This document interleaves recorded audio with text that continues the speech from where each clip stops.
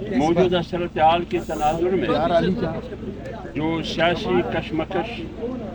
2024 8 فروری کے الیکشن کے نتیجے میں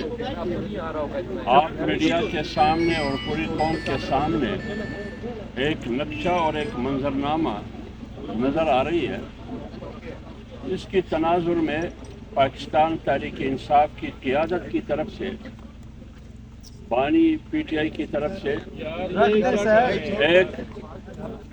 مؤثر وفد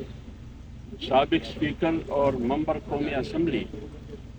جناب اسد کیسر صاحب کی قیادت میں، جس میں بیرسٹر سیف صاحب، سینیٹر عامر ڈوگر صاحب اور دیگر عمر نیازی صاحب اور فضل خان صاحب پر مشتمل یہ وفد باقاعدہ جمعیت علماء اسلام کی قائد مولانا فضل الرحمان صاحب کے رہائش گاہ پر تشریف لے آئے، اور تشریف لانے سے پہلے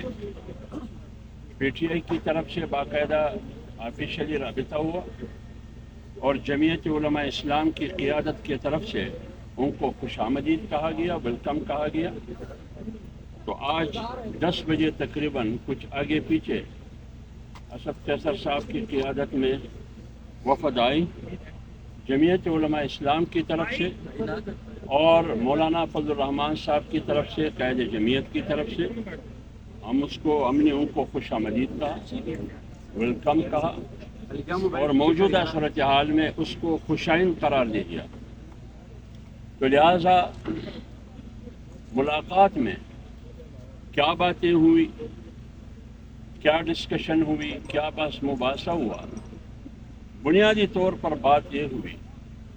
کہ 8 فروری 2024 کے الیکشن میں جو مدعا پی ٹی آئی کی طرف سے رکھا گیا، جو کہ جمعیت علماء اسلام کا پہلے سے ہی مدعا تھا، جب جمعیت علماء اسلام کی مرکزی مجلس عاملہ کا اجلاس ہوا 2 روزہ، اس کے نتیجے میں مولانا صاحب نے پوری قوم کے سامنے بیانیہ رکھا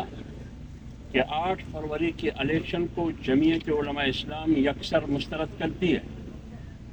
اور یہ الیکشن دھاندلی زدہ جیلی الیکشن ہے، یہ عوامی مینڈیٹ نہیں ہے۔ تو اسی سلسلے میں پی ٹی آئی کی وفد اسد کیسر صاحب کی قیادت میں آئی، انہوں نے یہی مدعا رکھا کہ 8 فروری کی الیکشن کو ہم صاف، شفاف، غیر جانبدارانہ الیکشن نہیں کہہ سکتے۔ تو اس سلسلے میں دونوں پارٹیوں کا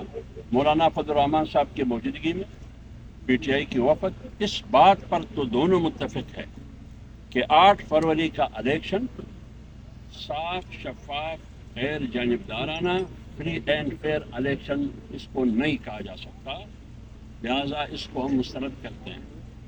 اس کے آگے کیا ہوگا یہ آگے پر چھوڑ دیں گے۔ اس بات پر بنیادی طور پر دونوں پارٹیوں کا اتفاق ہے کہ یہ الیکشن صاف و شفاف نہیں، یہ دھاندلی زدہ الیکشن ہے، یہ غیر جانبدارانہ الیکشن نہیں ہے، یہ صاف اور شفاف نہیں ہے، اور اس الیکشن سے نہ سیاسی استحکام آئے گا، نہ معاشی استحکام آئے گا، نہ اس سے ملک کو اور قوم کو ترقی ملے گی۔ اس بات پر بنیادی طور پر اتفاق ہے دونوں پارٹیوں کا۔ آگے پھر کیا ہوگا یہ آگے پر کچھ چھوڑ دیں۔ جی بسم اللہ الرحمن الرحیم۔ جیسا کہ حافظ عبداللہ صاحب نے بات کی، پاکستان تحریک انصاف کے چیئرمین جناب عمران خان کی ہدایت پر آج ہمارا وفد اسد کیسر صاحب کی سربراہی میں عامر ڈوگر صاحب، فضل احمد صاحب MNA 4